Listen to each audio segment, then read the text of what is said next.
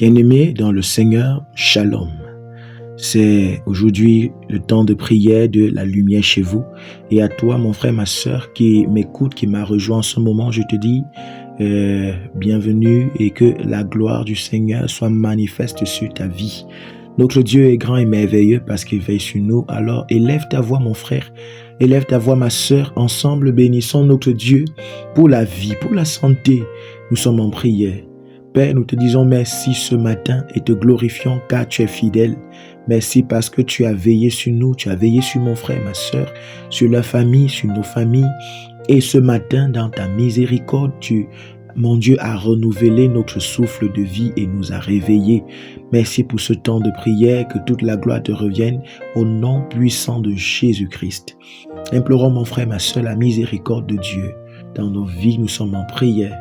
Seigneur, nous te demandons pardon pour nos fautes, pour nos péchés, pour tout ce que nous avons fait qui ne t'a pas honoré. Pardonne à mon frère, pardonne à ma sœur, pardonne à nos enfants. Nous implorons ta miséricorde, ô Dieu. Et nous te disons merci parce que nous savons que tu es un Dieu amour, plein de bonté. Mon Dieu, mon roi, lent à la colère. Et merci pour le sacrifice de Jésus à la croix, pour le sang de Jésus-Christ qui nous a justifiés. Merci parce qu'à cause de son sang et de ta parole, Seigneur, tu dis que nous sommes peu. Ainsi nous proclamons ce matin dans la vie de mon frère et ma sœur qui m'entendent maintenant et dans ma vie, Seigneur. Nous proclamons que nous sommes purs dans nos chairs, dans nos âmes, dans nos esprits, au nom puissant de Jésus-Christ. Amen. Merci Esprit de Dieu parce que tu es là et c'est toi qui diriges, c'est toi qui prends le contrôle. Lui agit dans ma vie, dans la vie de mes bien-aimés qui sont en ligne et qui écouteront ce temps de prière au nom puissant de Jésus-Christ. Amen. Bien-aimés dans le Seigneur, ce matin, nous voulons prier à la lumière de 2 Chroniques 15, versets 1 à 2. Là, il est écrit: l'Esprit de Dieu fut sur Azaria, fils d'Oded. Et Azaria alla au-devant d'Asa et lui dit: écoutez-moi, Asa et tout Juda et Benjamin. L'Éternel est avec vous quand vous êtes avec lui. Si vous le cherchez, vous le trouverez. Mais si vous l'abandonnez, il vous abandonnera. Alléluia. Bien-aimés, ici, nous comprenons à partir de ce texte que Dieu exauce aux prières de ceux qui sont avec lui. Nous le voyons au verset 2. Il dit là-bas: et Azaria alla au-devant d'Asa et lui dit: écoutez-moi, Asa et tout Juda et Benjamin, l'Éternel est avec vous quand vous êtes avec lui. Donc, Dieu ici a utilisé son serviteur pour parler à ceux-là qui étaient le peuple à l'époque que Dieu avait choisi et il leur parlait ainsi. Pourquoi? Parce que Dieu avait vu leur façon de vivre, le péché qu'ils commettaient chaque jour, leur façon de s'éloigner de lui peu à peu pour aller après des idoles, pour aller après les dieux des voisins, les dieux des autres peuples qui n'étaient pas encore le peuple de Dieu. Et lorsque Dieu a vu leur façon de s'éloigner de lui, il a envoyé son serviteur leur donner donc cette parole en leur disant que quiconque s'éloigne de lui, Dieu, alors l'Éternel également ne sera pas avec lui. Oui, bien-aimés, ici, nous pouvons confirmer cela encore dans le livre d'Ésaïe 59 au verset 3. Là-bas, l'Éternel dit que sa main n'est pas courte pour nous toucher, ni son oreille trop dure pour nous écouter. Mais ce sont nos péchés qui peuvent créer une séparation entre Dieu et nous. Alors, mon frère, ma soeur, comme je disais, ici, Dieu avait un seul peuple, le peuple d'Israël.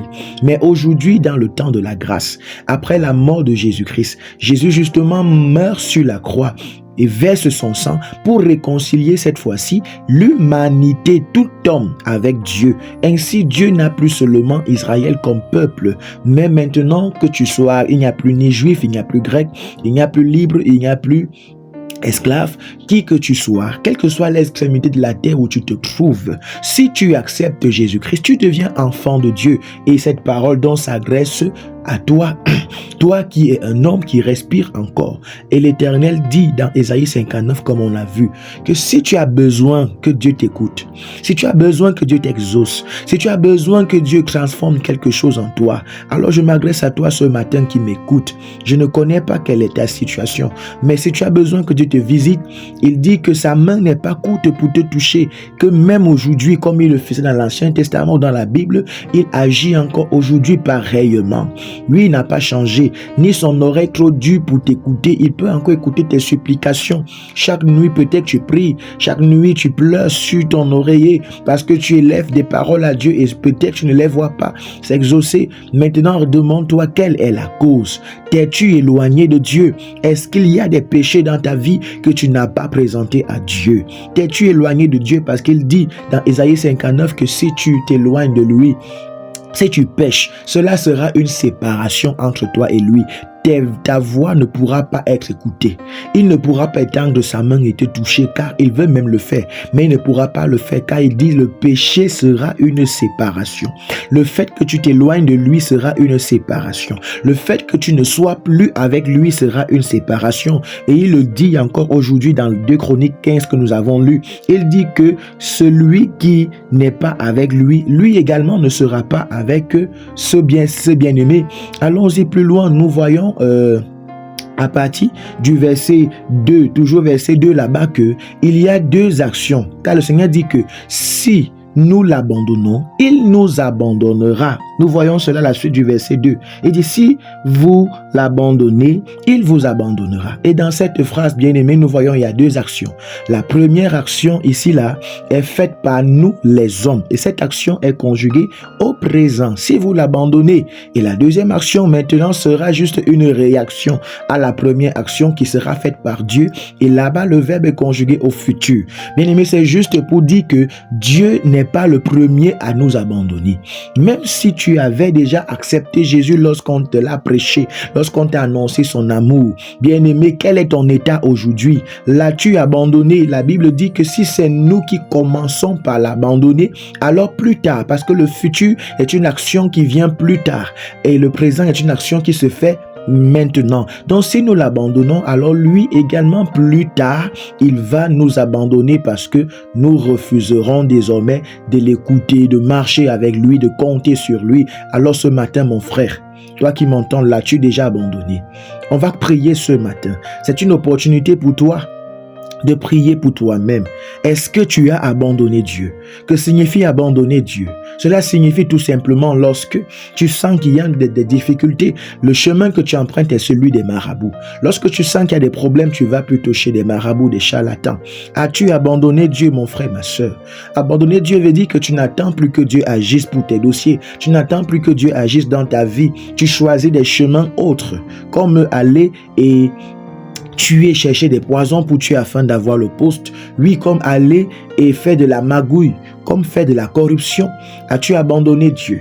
Abandonner Dieu, mon frère, ma soeur. Et peut-être, je ne sais pas si tu fais partie de ceux qui tuent pour avoir de l'argent en vendant les os, qui font les trafics d'ossements humains. Alors, peut-être c'est pas toi qui l'as déjà abandonné, mais tu connais quelqu'un dans ta famille qui t'est très cher. Et quand tu regardes sa vie, tu te rends compte qu'il a abandonné Dieu, qu'il ne regarde pas Dieu. Et Dieu dit, si nous l'abandonnons, lui aussi nous abandonnera. Et quand Dieu t'abandonne, tu auras beau prier, mon frère, tu auras beau élever ta voix, mais rien ne se passera.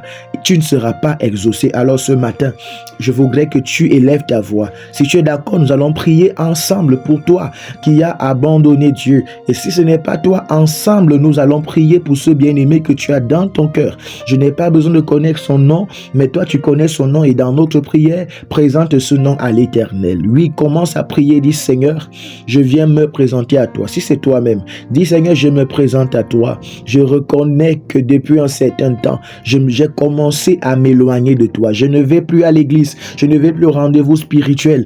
Et à la maison, c'est moi qui suis en train de faire du mal à mes enfants, à ma progéniture, à mes parents. À la maison, c'est moi qui vais rencontrer des marabouts. Lui commence à parler à Dieu ainsi, mon frère, ma soeur. Oh, roi de gloire. Seigneur, ce matin, tu nous as parlé et tu nous dis que si nous t'abandonnons, toi également, tu nous abandonneras. Avec mon frère, avec ma soeur, en ce moment en ligne, nous élevons nos voix à toi, Jésus, pour te demander pardon, pour reconnaître, Seigneur, que ce frère qui m'entend, cette soeur qui m'entend, a certainement décidé depuis un certain temps de ne plus te suivre. Yahweh, Dieu a décidé depuis un certain temps de ne plus aller à l'église ni au rendez-vous spirituel de la semaine lorsque il entend même, elle entend parler de toi. Mon Dieu, mon roi, elle cherche à s'enfuir, elle le renvoie, elle repousse toutes ces personnes qui veulent partager avec lui, avec elle. Oui, Seigneur, ce frère, cette soeur s'est éloigné parce que depuis un certain temps, elle a commencé à visiter des marabouts, a commencé à mettre sa confiance en des charlatans, en des diseurs de bonne aventure, parce que ce bien-aimé, mon Dieu, c'est lui qui fait du mal, qui tue, qui fait des trafics d'ossements humains, parce que ce bien-aimé, c'est lui, mon Dieu, mon roi, qui ne marche pas comme tu veux. C'est lui qui ne fait pas ce que tu attends de lui. Seigneur, nous reconnaissons que nous t'avons abandonné. Oui, ce frère reconnaît qu'il t'a abandonné. Mais Seigneur, tu dis dans ta parole que si nous te cherchons, nous te trouverons. Oui, Seigneur, merci parce que Roi de gloire, ta parole est vraie. Et ce matin, ce bien-aimé Roi de gloire décide dans son cœur de te chercher. Peut-être qu'il était loin depuis longtemps, mais ce matin, il décide de te chercher. Voilà pourquoi il accepte avec moi de prier, d'élever sa voix, parce qu'il prend l'engagement dans son cœur de se séparer de ses marabouts, de se séparer de ces voix qui ne t'honorent pas, Roi de gloire, et dont il a pris conscience par cette méditation. Alors Seigneur, reprends-le. Seigneur, reprends-le. Ramène-le dans ta présence. Oui, tu as dit que si nous te cherchons, nous allons te trouver. Oui, ce bien-aimé te cherche. Il est disposé à rentrer. Pardonne car tu es riche en bonté. Tu es riche en bonté et miséricordieux. Tu es lent à la colère. Oui, Seigneur, pardonne. Car Jésus-Christ a versé son sang pour ce bien-aimé qui est en ce moment en train de revenir. Qui est en ce moment en train de revenir. Oui, Seigneur, ramène-le. Ramène cette sœur. Ramène ce frère. Ramène, mon Dieu, mon roi, dans ta bergerie. Oui, change son cœur. Mon Dieu, donne-lui d'avoir totalement confiance en toi.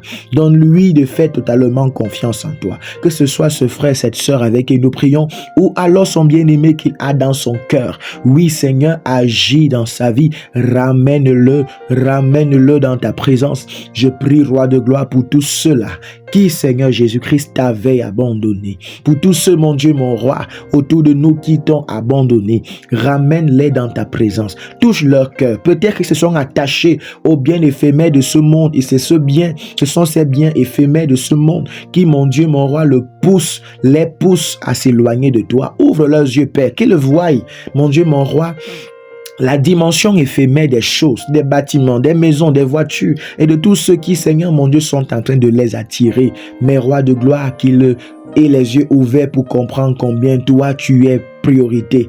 Toi, Seigneur mon Dieu, mon roi, tu es urgent. Combien de fois, toi, Seigneur mon Dieu, mon roi, tu es plus que l'or, tu es plus que l'argent du monde, et qu'il revienne à toi. Qu'il revienne à toi. Au nom puissant de Jésus-Christ. Béni sois-tu, Roi de gloire, car ce matin encore, tu as visité un frère. Ce matin encore, tu as ouvert les yeux à une sœur qui était en train de s'éloigner, et tu as ramené dans ta maison. Tu as ramené dans ta maison. À toi la gloire, Adonai. Au nom puissant de Jésus-Christ, nous t'avons prié. Alors bien-aimé, quand cette journée, notre Dieu t'accorde paix, santé, joie, et qu'il se manifeste davantage à toi, t'ouvre les yeux pour que tu comprennes combien il est grand, combien il est amour et surtout combien il est compatissant, afin que tu puisses refaire la paix avec lui, rentrer avec lui, marcher avec lui, au nom de Jésus-Christ. Amen.